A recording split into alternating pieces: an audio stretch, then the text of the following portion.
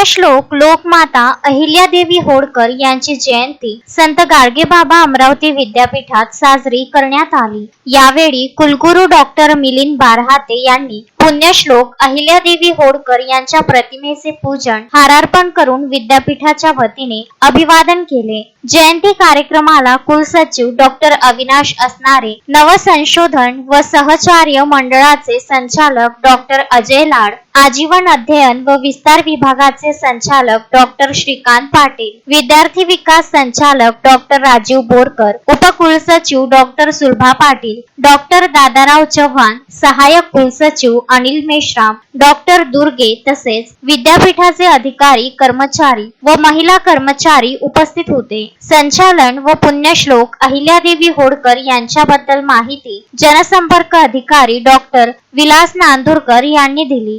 Ashokbhai Joshi, Vidarbha news, Amravati.